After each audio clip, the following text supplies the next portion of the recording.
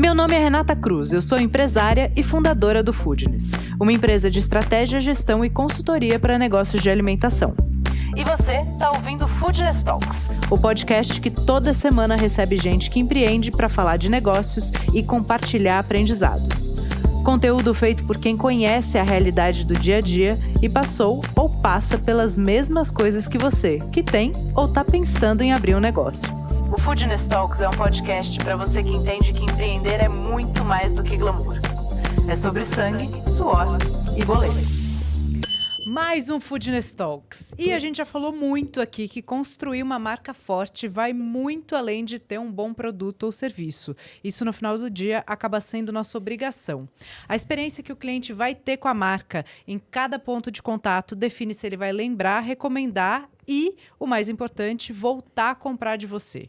Então, no episódio de hoje, a gente vai falar com o Ale Guitti, que é um dedicado a estudar marketing, aplicar tudo dentro do negócio dele, e ele criou não só um negócio, mas criou uma estrutura onde toda a história para contar é maior do que o produto, certo, Ale? Exatamente. Muito prazer, muito obrigado pelo convite. Imagina, muito bem-vindo. Ale, quantos anos você tem para começar a humilhação? Vamos de lá. Hoje eu tô com 25. Oh my God. E a gente vai acabando por aqui. Comecei com 20. Começou com 20, então a marca tem 5 anos. Vai fazer 5 anos no meio do ano, mas por aí isso aí mesmo. Tá bom, põe o microfone bem pertinho de você. Aqui, ó. É, Tá isso, bom? pra Fechou. pegar. Isso. Mas o que você fazia antes era bom, trocava a fralda, não tinha antes, gente. Vamos começar. Mas você saiu da escola. Saí da escola E aí? e entrei na faculdade. Tá. Tava até falando com a Marcinha, fiz administração pública na USP. Tá. E eu fiz porque eu sempre gostei muito, assim, de tentar entender o mundo, né? Entender como funciona a cabeça das pessoas. Sei lá, por que o dólar Você sobe, descobriu? abaixa? Você descobriu, vamos mudar o tema desse podcast, aí você vai resolver vários problemas. Eu sigo tentando. E aí eu gostava muito de economia comportamental e eu não me liguei, assim, muito jovem, né? Não entendi que marketing é o estudo do comportamento humano, de certa forma. Tá. E aí, bom, eu fiquei tentando arrumar estágio. E aí aquela famosa coisa de você precisa ter experiência para eu te contratar, só que se ninguém me contrata, eu não tenho experiência. Sim. Entrou a pandemia e eu, assim, parei de procurar estágio, foquei em estudar um pouco mais e adiantar meu TCC. E aí, Mas você ainda estava lá na USP. ainda tava lá, Tá. fazendo o famoso EAD, né? Só consegui terminar o curso por conta disso, inclusive. Tá. E aí, cara, eu vi na internet um cara fazendo um desafio de 10 mil calorias e ele tava comendo Cinnabon. E eu falei, mas que porra é essa? Que eu quero provar. Como isso deve ser muito, assim... Era muito apetitoso, achei que ia ser muito bom, nunca tinha comido. E aí fui atrás de comprar. Adivinha? Não achei. Tá. Aqui no Brasil pra vender. E aí, também na pandemia, eu comprei pelo Instagram um doce de uma menina. E aí eu falei, juntei a fome com a vontade de comer, né? Falei, bom, se não tem aqui o produto pra vender e eu comprei um produto pelo Instagram de alguém, eu posso vender pra alguém esse produto que não tem pra vender. Tá. E aí eu já tinha feito... Nunca tinha fritado um ovo na vida. Eu sempre gostei de cozinha, acredita? Tá. Eu era muito, muito fitness uma época, assim, na faculdade. E aí eu começava a desenvolver umas receitas fitness, assim. Comecei a fazer minha própria comida. Mas porque eu era nerdão Eu sempre fui nerdão de tudo que eu faço. Então, Tá. na faculdade eu era o segundo da turma, média ponderada 9.1. Aí no mundo fitness eu comecei a pesquisar muito sobre nutrição e macronutrientes, e aí contava caloria. Então, assim, eu sou bem intenso nas coisas Tá. que eu faço. E aí eu fui... Bom, voltando aqui, eu vi o Cinnamon na internet e aí eu quis comer. Falei pra minha mãe pra ela me ajudar a fazer uma receita. E aí, o meu lado nerdão, eu comecei a ver todos os vídeos da Cinnabon que tinham no YouTube pra entender como eles faziam, como eles enrolavam, se era uma pasta de canela, se era canela. Tipo assim, como é que era o processo de fazer aquela parada. Tá. E aí fiz pra consumo próprio, achei uma delícia. E aí veio a história de que eu comprei um negócio de uma menina e tive a ideia de vender. E aí, beleza, vou vender o produto. Essa ideia foi na sexta-feira. No sábado, eu até comentei... Pandemia. Tipo, dia 13 de junho de 2020. Bem assim, fazia 3 meses, acho que tinha estourado o lockdown, uma coisa assim. E aí, na sexta-feira, eu tive a ideia, à noite. No sábado, eu fiz o que depois eu descobriria que é uma ficha técnica, porque perguntando pra minha mãe ali, tá, na receita que a gente fez ontem, quanto vai de farinha e quanto custa a farinha? Quanto vai de canela, quanto custa a canela? Pra entender qual que era o custo daquela parada. Então, eu já comecei, assim, muito na frente, né? Sim. De quem normalmente começa em casa. De quem tá há 10 anos aberto, por Exato. exemplo, e não tem ficha técnica. Alô, você que não tem ficha técnica. Esse é um sinal. Assina o Clube Foodness e lá tem não só a ficha técnica, o modelo, como eu ensino passo a passo como preenche a caceta da ficha técnica. Tem material para baixar, então, pelo amor de Deus, faça isso por você. E já está no operacional, que é o plano mais barato que tem, já tem esse acesso. Então, sim, siga. Muito obrigada. Perfeito. Aí, assim, por ter feito administração, eu sabia mexer em Excel. E aí eu falei, pô, para saber, né? Parece básico, mas não é, né? Você sabe muito melhor do que eu, que não é básico. Para saber por quanto eu vou vender, eu preciso saber quanto custa, cara. Sim. Depois entra ali um aspecto do marketing, do posicionamento no preço, mas puramente no primeiro momento é tipo, quanto custa e eu vou vender por quanto. E aí, enfim, nesse mesmo sábado, eu fui às compras para fazer a primeira fornada. Fui numa loja de embalagem, só para ver, assim, mano, como é que eu vou entregar isso aqui? No começo, nem tinha saquinho, eu entregava uma caixa pro cliente. Porque eu não sabia de nada, né? Não sabia que eu tinha que ter saquinho e tal. Mas aí coloquei tudo, o custo da caixa lá, fiz um flyerzinho e fui no meu prédio, fiz um flyerzinho e umas amostras pequenininhas. E fui no meu prédio... de máscara e luva com a minha mãe, bater na porta das pessoas e falar, tudo bem, oi, eu sou aqui do andar tal, tô fazendo isso, aqui é uma amostra, se você quiser. E aí eu tive a minha primeira encomenda para quarta-feira. Então, tive a ideia sexta, no sábado eu já fiz essas amostras, e aí entre sábado e domingo eu fiquei vendo ali o preço. Na segunda e na terça eu também fui em outros lugares de embalagem e tal, e aí você começa, né, a pesquisar fornecedor, a descobrir e tal. Mesmo que muito pequenininho, já comecei a pesquisar. E aí, na quarta-feira eu fiz a primeira venda. E aí foi muito legal porque, tipo assim, eu dei um produto pra pessoa que custava, supondo, R$6 e ela me deu uma nota de 20. E aí eu falei assim, bom, aqui sobraram R$14. Então isso aqui que é empreender, né? E aí, eu lembro que eu olhei pra nota de 20, assim, e falei... Bom, tudo bem. Preciso fazer mais vezes. E aí eu fui pra casa.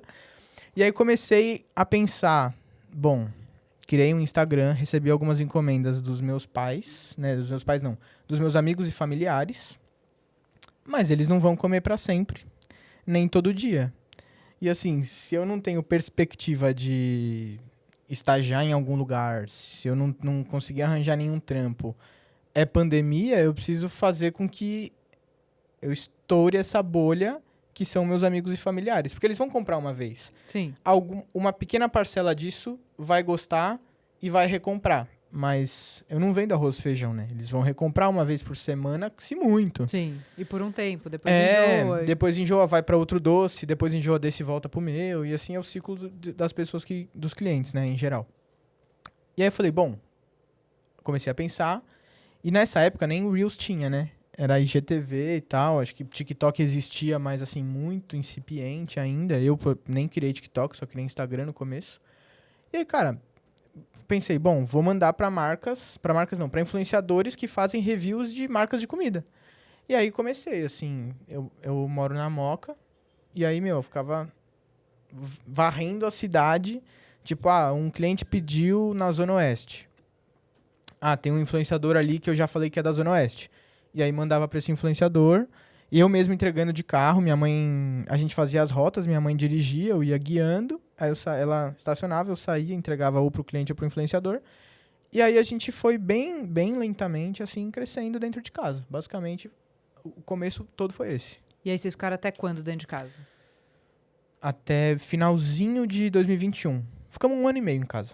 E aí, nessa altura, você já tinha...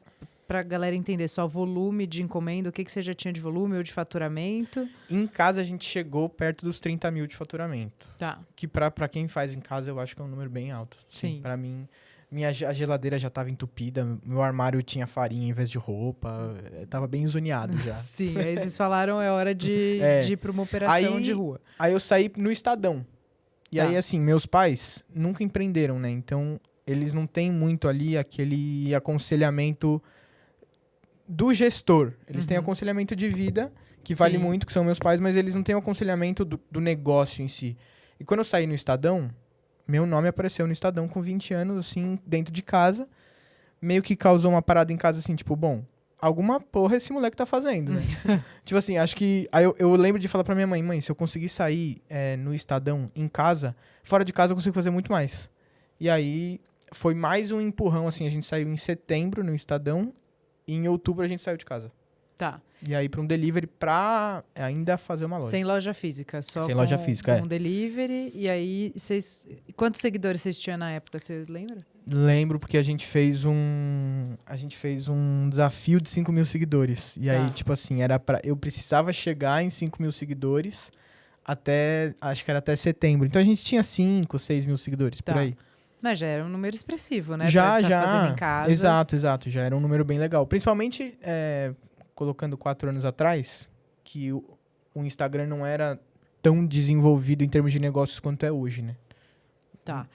Aí, quando que abriu a loja? Fevereiro de 22. A gente ficou 4 meses nesse ponto. Tá. Num caos, assim, de tipo...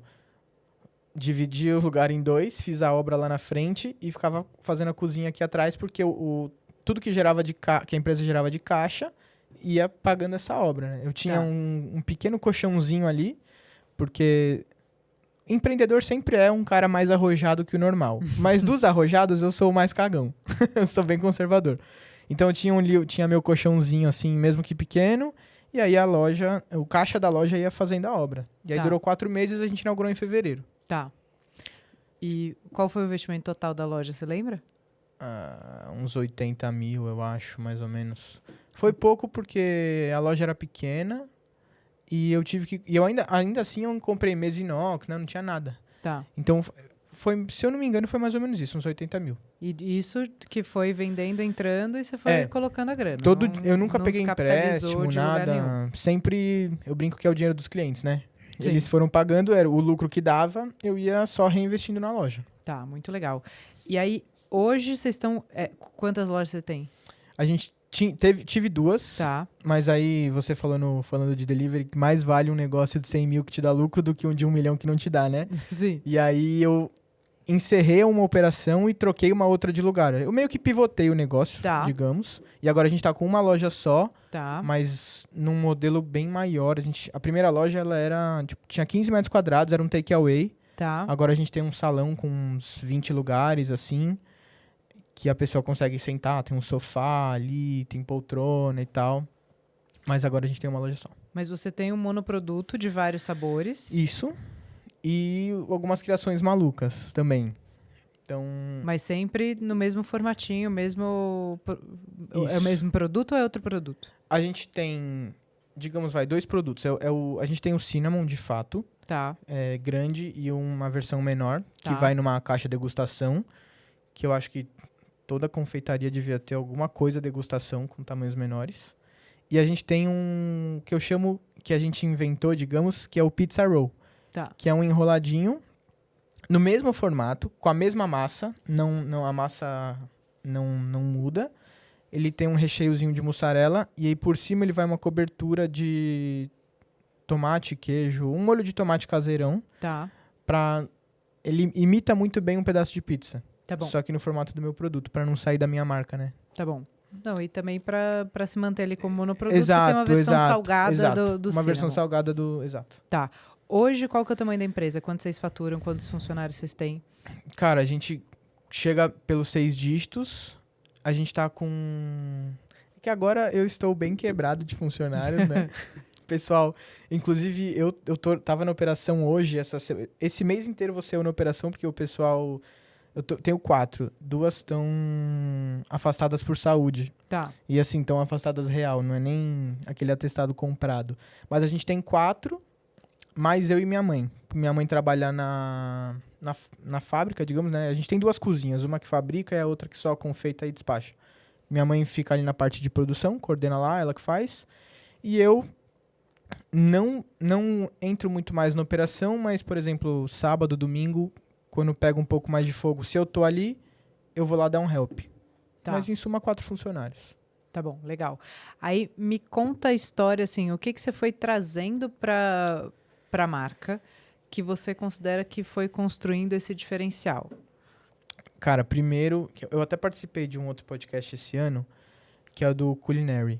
E ele falou pra mim uma coisa que eu acredito muito, que ele falou: o superpoder de quem é pequeno é ser pequeno. Uhum.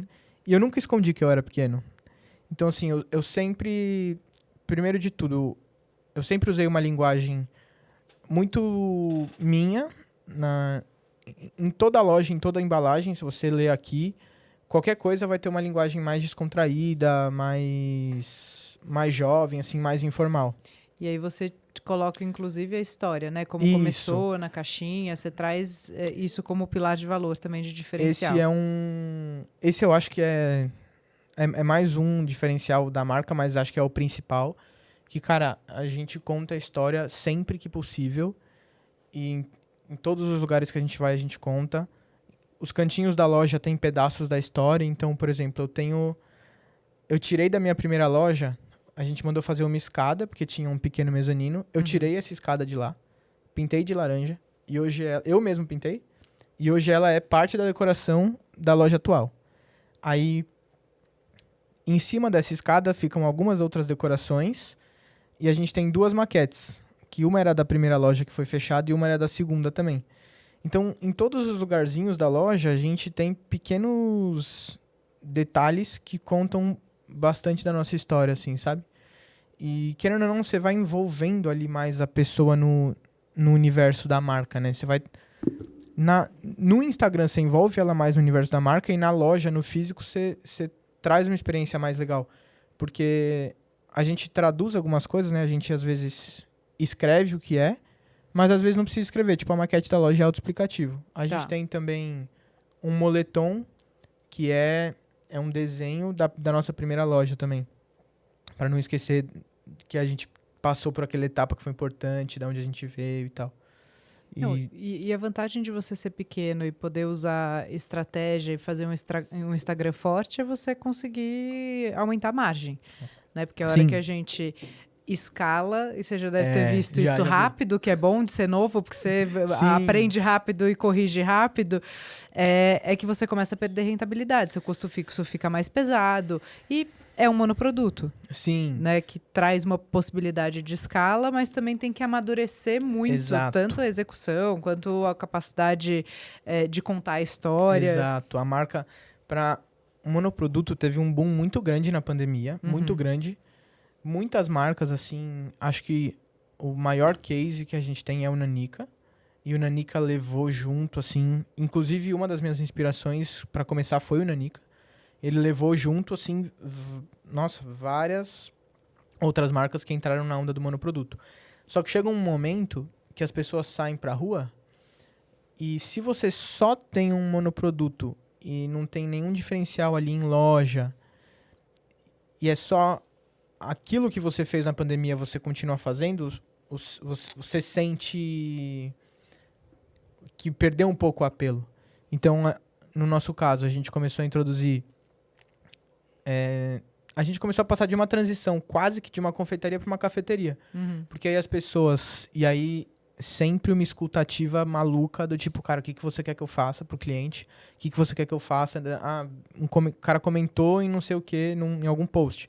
Eu vou lá e escrevo, chamo esse cara no privado, e aí a gente colocou o salgado, que eu falei. Não tinha.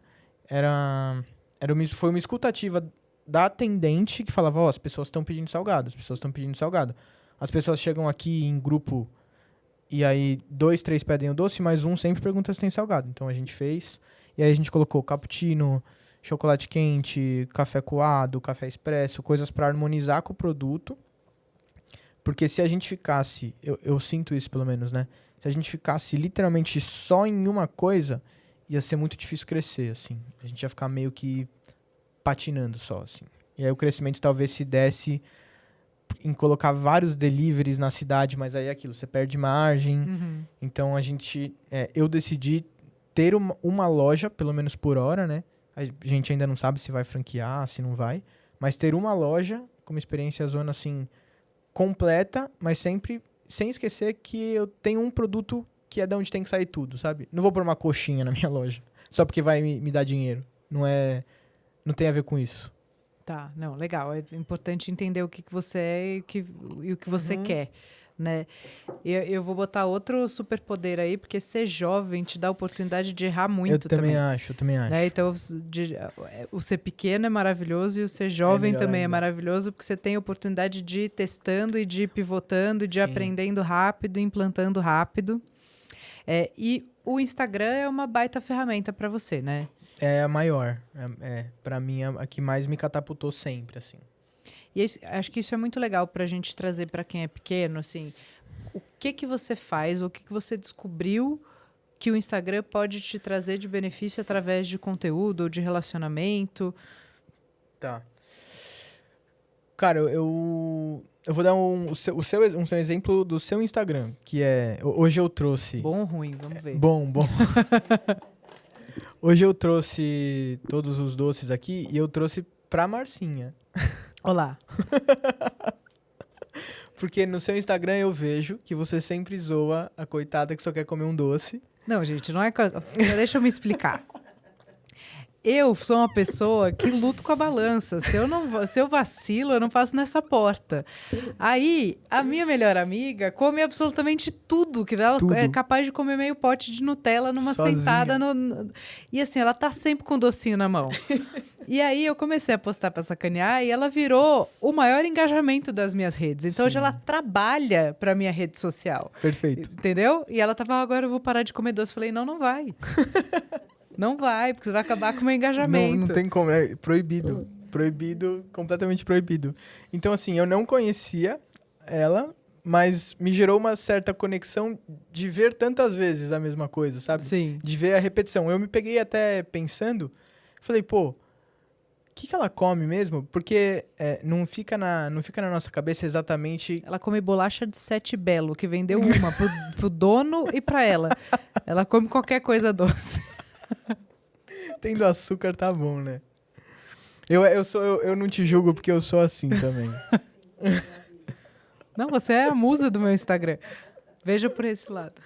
E aí, cara, assim, gerou uma certa conexão pela consistência de postagem e por ser uma coisa que a gente de fato se conecta, né? Não é só ali, você não posta só conteúdo técnico, ficha técnica. Ou também só o produto. Exato, ou também só o produto. Muita marca tipo Instagram vitrine só. Não posta absolutamente mais nada a não ser produto com coisas escritas atrás, que é aquelas artezinhas, né? E isso não funciona mais, já deve ter uns 3 anos, 4, 5. E aí eu entendi que o Instagram era uma ferramenta de conexão. Ele é uma ferramenta de conexão. Por mais que muitas vezes, sendo pequeno, você não tenha alcance, muito mais vale você conseguir ter um cliente que vai ser recorrente, que o LTV dele vai ser alto e você ir crescendo aos poucos, do que você, de repente, viralizar um vídeo que vai te trazer uma avalanche de compradores únicos e vão embora depois e, tipo assim, você vai ficar completamente perdido, assim, vai passar um furacão na sua vida e sair. E aí, dando um exemplo, nessa trajetória de fechar uma loja, trocar outra loja de lugar, fazer uma obra e tal, eu fiz um post explicando por que eu tava fechando e eu recebi... O post teve 400 comentários. É coisa pra cacete. E um dos comentários foi assim, cara, parabéns pelo lado humano que você tem do mercado, uma coisa assim. Que, tipo, vai muito além só do produto, sabe? Eu sou um moleque de 25 anos, tava estressadaço, atravessando a cidade dia sim, dia não.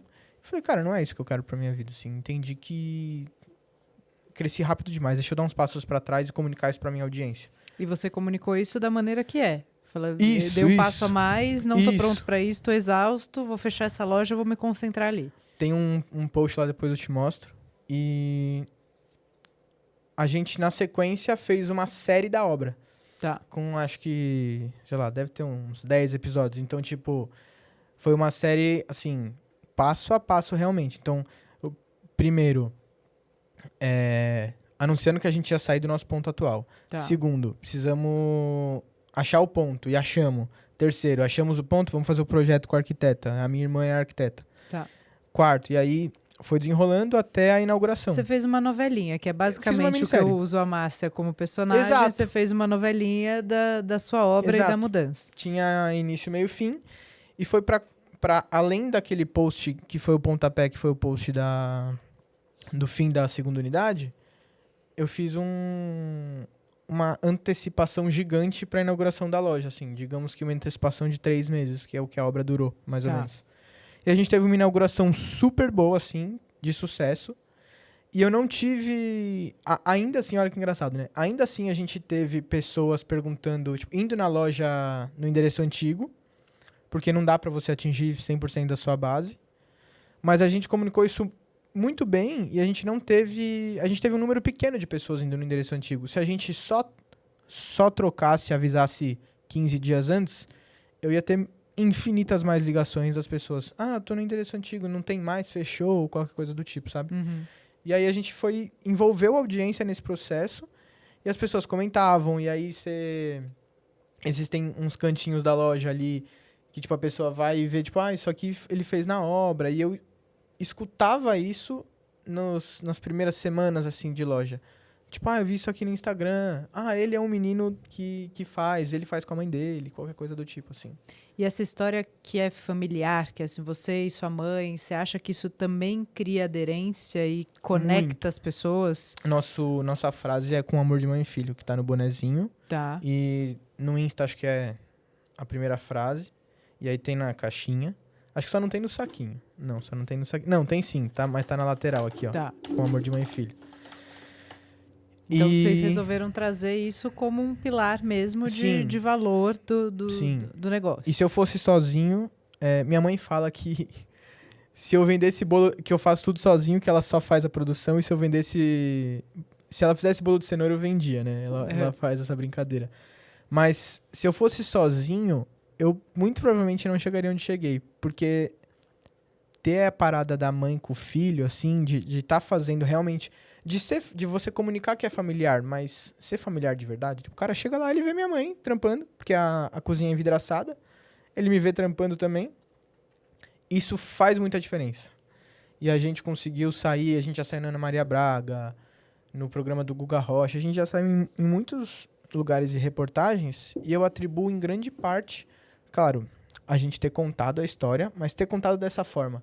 Eu nunca escondi que eu fazia com a minha mãe. E eu nem acho que não sei se alguém acha que deveria, mas eu acho que não deveria em hipótese alguma.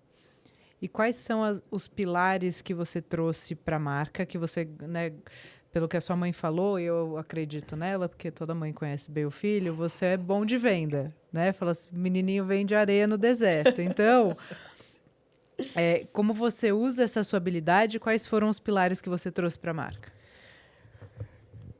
Essa pergunta é boa. Preciso pensar, mas eu vou pensar falando aqui. Primeiro que eu sempre fui muito comunicativo, né? Desenrolado, assim. E eu trouxe isso para a comunicação da marca. Então, tem aquela famosa frase que é: estamos em obras para melhor atendê-lo. Odeio. Para não comunicar nada com ninguém. Eu escreveria a frase da mesma forma que eu falo. Uhum. Deixa a formalidade para os advogados e para os engenheiros, para os médicos, sei lá. O mundo é chato demais, assim, formal demais, né? Muitas vezes. Então, eu entendi que quando a pessoa vai comer um doce, tô falando do meu público, né? Sim. Meu pai, por exemplo, é diferente. Mas o meu público, quando ele vai comer um doce, é um momento de descontração. Ele não quer ficar ali lendo frases formais. Então, eu trouxe esse meu lado desenrolado como um pilar da marca. E uma outra coisa que eu trouxe também é sempre tentar ser o mais transparente possível. Então, que é o que eu falei. Fechou a segunda loja, então explica aqui que fechou a segunda loja. E aí eu fiz um post esses dias explicando toda a treta por trás do aumento do chocolate. Então expliquei, fiz um vídeo de 1 minuto e meio, 1 minuto e 40. Postei no meu também em collab com o Mocabans, explicando qual que era a treta por trás do chocolate, para trazer essa transparência para a marca mesmo, assim, sabe? Então acho que eu posso falar que esses são 2. E aí talvez seja meio clichê, mas família é um pilar grande pra gente, porque pô, eu faço com a minha mãe e a minha irmã é arquiteta. Uhum. Então, assim, eu já recebi alguns bons relatos de gente falando, tipo, pô, eu também faço com a minha mãe, ou eu faço com meu pai, ou eu faço com meu filho, e por aí vai.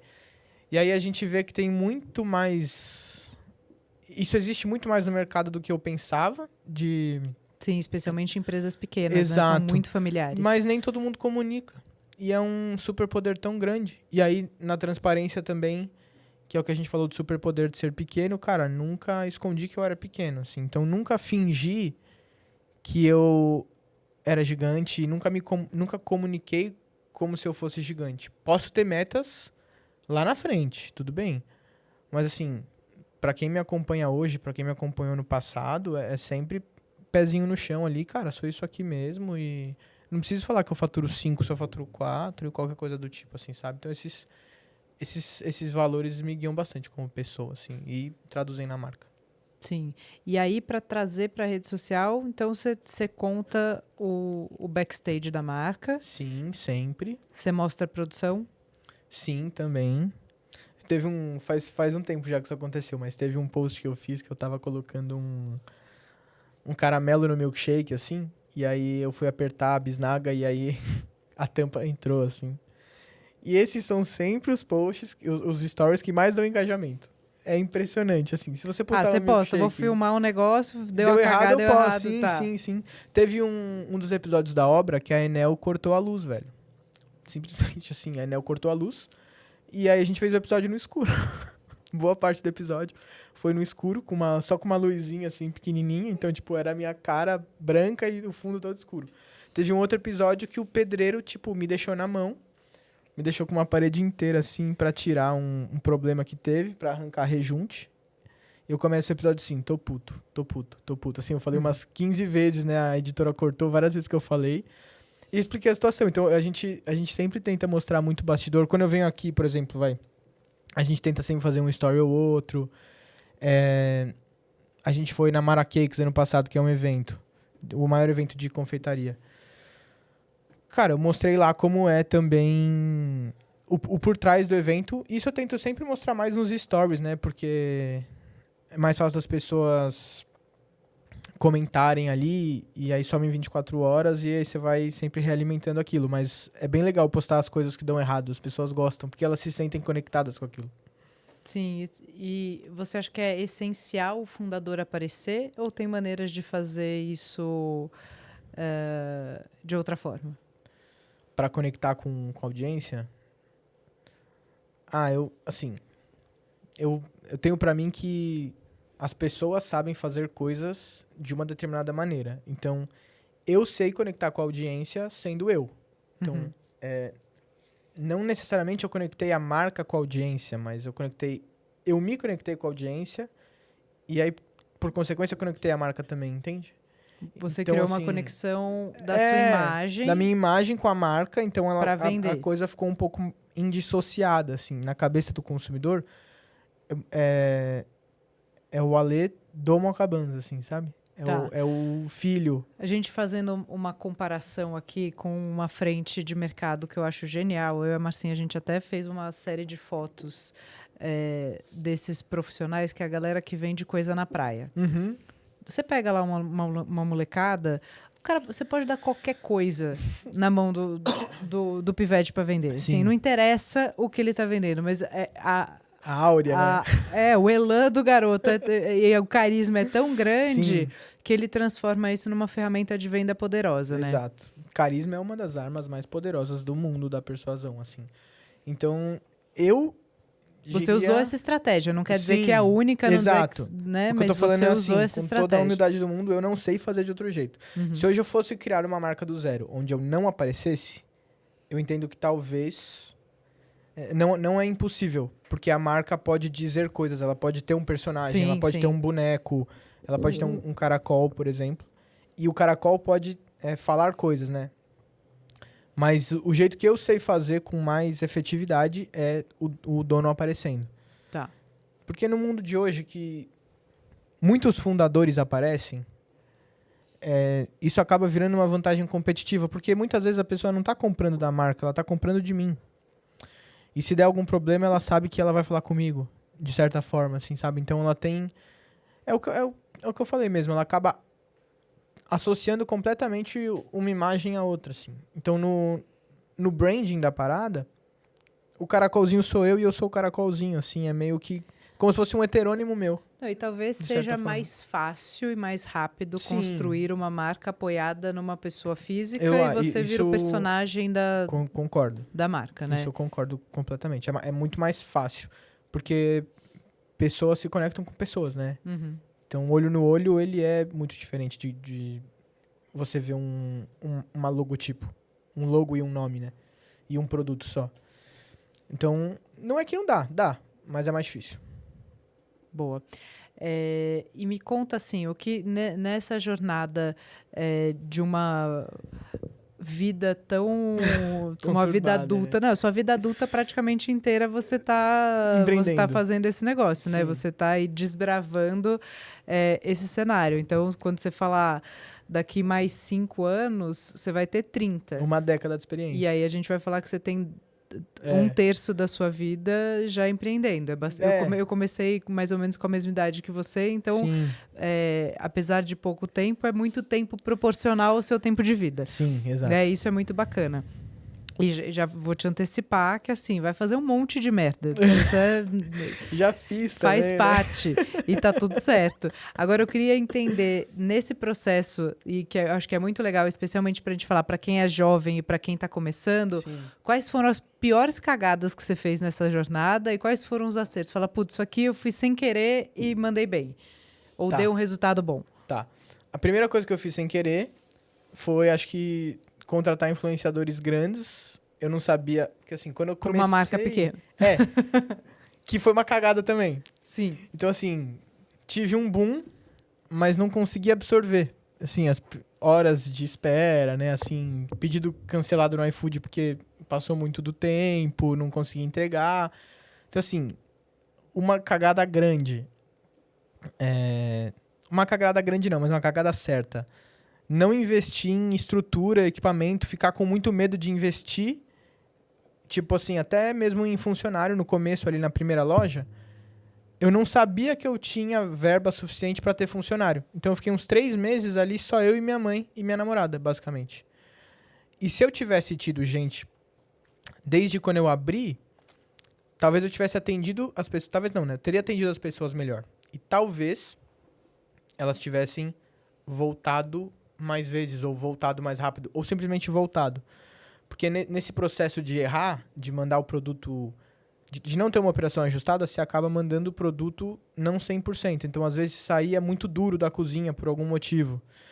E aí, é um cliente que você acaba perdendo. Então, você queima alguns clientes por não ter uma operação ajustada, porque você teve ali um medo de investir, ou não sabia se era a hora.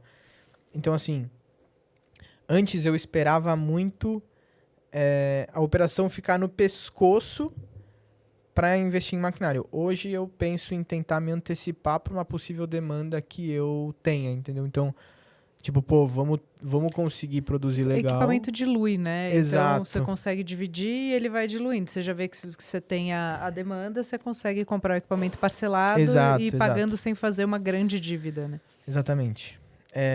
Um acerto foi não ter feito dívida nenhuma. Uhum. Então, eu nunca contraí empréstimo, nunca pedi dinheiro pra ninguém, assim. Foi tudo a toque de caixa, como dizem. Nem pros meus pais, nem nada. Então, isso foi uma coisa que, tipo assim, eu sempre tive pra mim que se eu der errado, eu vou dar errado sozinho. Se eu me afundar, vou me afundar sozinho também. Não vou levar ninguém junto, não vou ficar devendo pra ninguém. E se o CNPJ quebrar, o CPF não quebra. Assim, isso foi um acerto. Um erro catastrófico foi ter aberto minha segunda loja sem conhecer nada de gestão. Ou assim, conhecer nada... Eu conhecer quase nada, muito pouco. Eu não tinha indicador de nada. Eu só sabia quanto faturava. Eu sabia que eu estava tendo um lucro legal, mas eu não sabia quanto, não fazia a menor ideia, não tinha DRE. Vi um ponto numa segunda-feira, liguei na terça. Na quinta visitei e na sexta ou na segunda do dia seguinte eu assinei o contrato. Emocionado. Totalmente emocionado. Assim, eu não faria isso hoje nunca. Mas é legal ter feito. Tipo E assim, acho que é legal falar desse crescimento, porque às vezes a gente fica com essa agonia de precisar crescer. Eu falo, puta... sim. E eu gosto muito da pergunta, eu quero esse outro ponto pra quê? Eu quero crescer pra quê, né?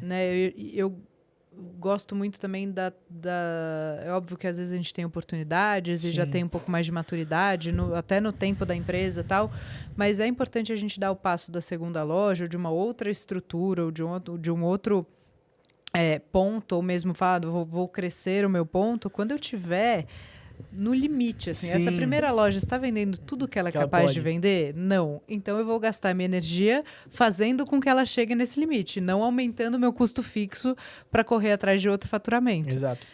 E às vezes a gente tem...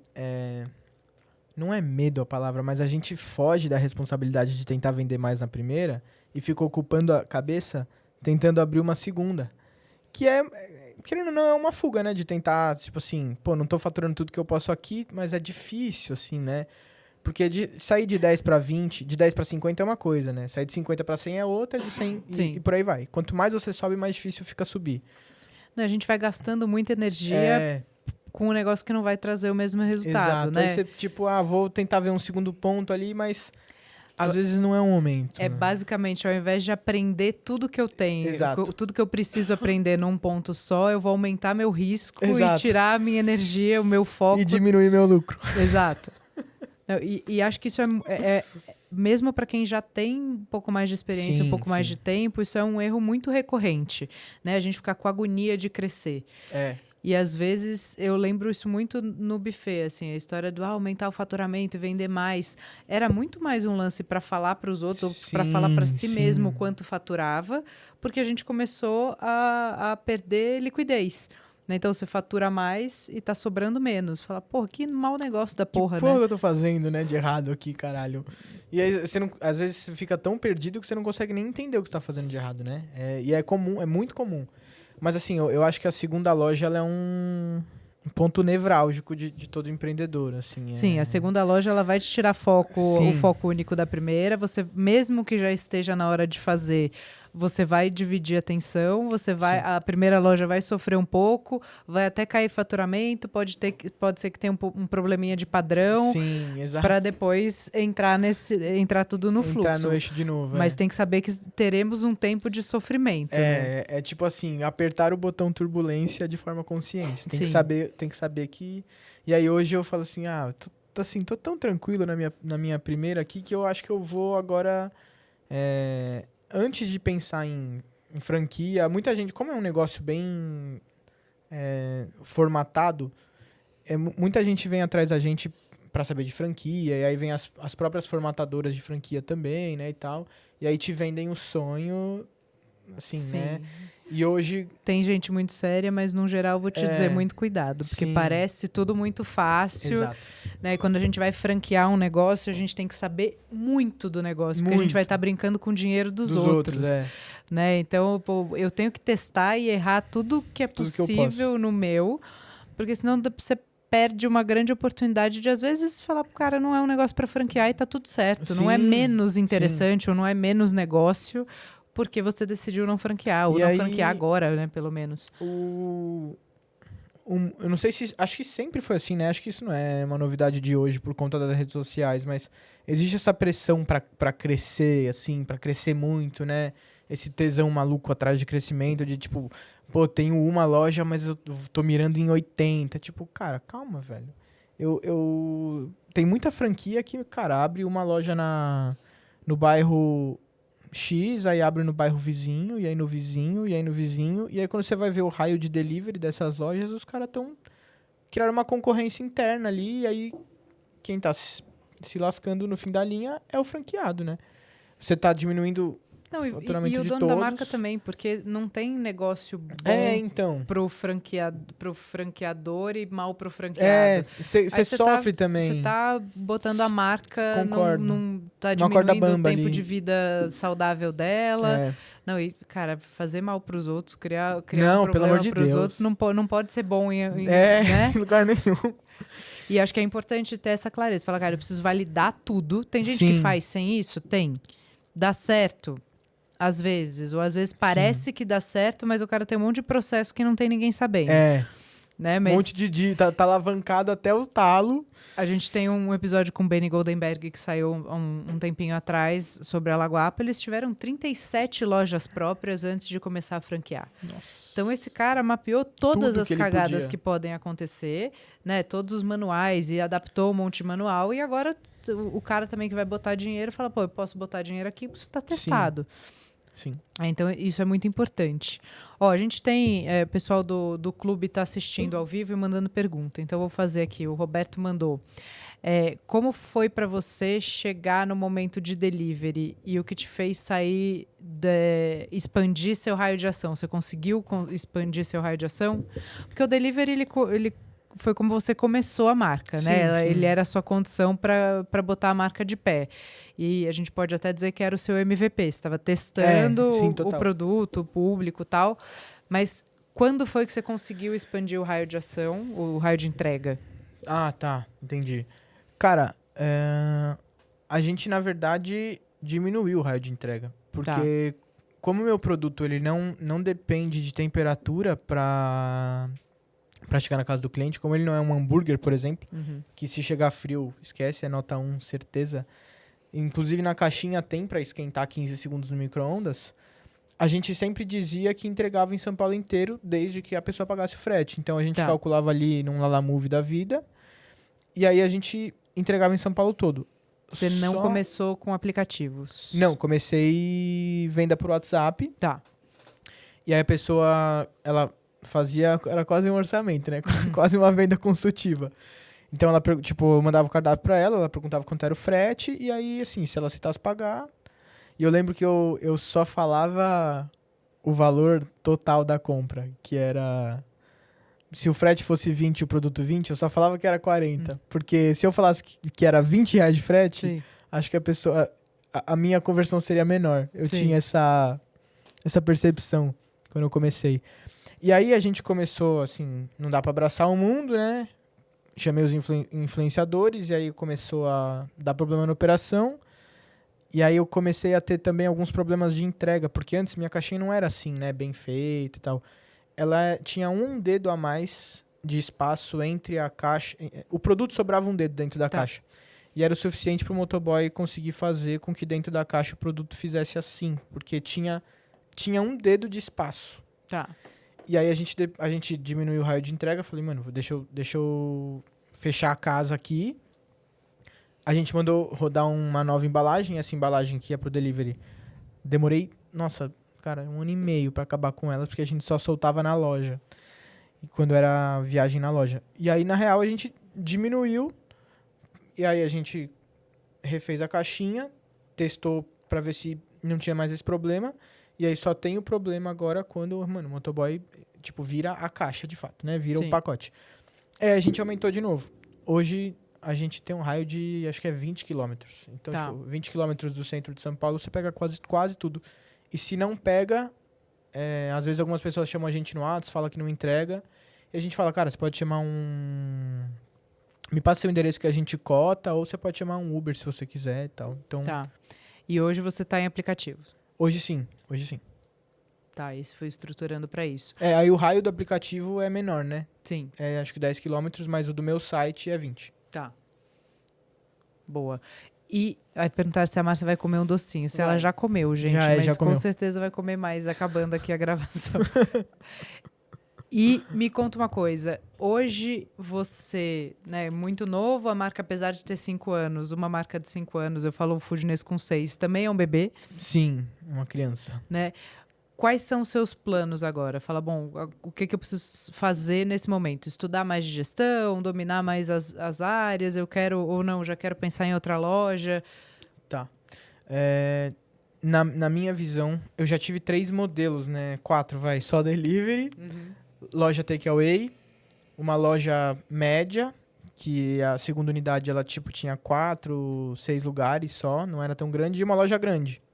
Então, assim, eu testei vários modelos já para entender o faturamento de cada um, quanto deixa no fim da linha e tal. Mas, na minha visão hoje, é colocar o máximo de vendas. E aí, essa é uma dificuldade que eu tenho, porque chega um momento que você atinge um platô. E aí, a empresa meio que exige uma nova versão tua e você precisa descobrir outras coisas, outras ferramentas para conseguir, então, vender mais. Então, hoje eu quero colocar dentro dessa loja o máximo de faturamento que eu conseguir. Muito bem. E explorar outros canais de mídia, assim. Então, por exemplo, eu criei um canal no YouTube agora faz 20 dias, sei lá. E ele é um canal meu, mas que fala sobre confeitaria e marketing. E aí eu mostro a minha loja, mostro outras. Então, eu vou fortalecendo a minha marca e a minha marca pessoal também, concomitantemente.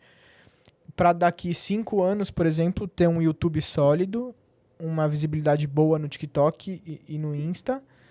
Fazer eventos. Vocês lançaram o Clube Foodness e eu lancei o Clube dos Confeiteiros. Que foi... Curiosamente foi assim... Eu não sei que dia vocês lançaram, mas foi muito próximo. Que é um clube com aulas. E um clube no WhatsApp também. Pra que a galera se una, assim. Eu sinto que o mundo do hambúrguer, por exemplo, tem uma união muito grande. E a confeitaria ainda não sinto isso muito, então eu quero ser um dos catalisadores desse movimento.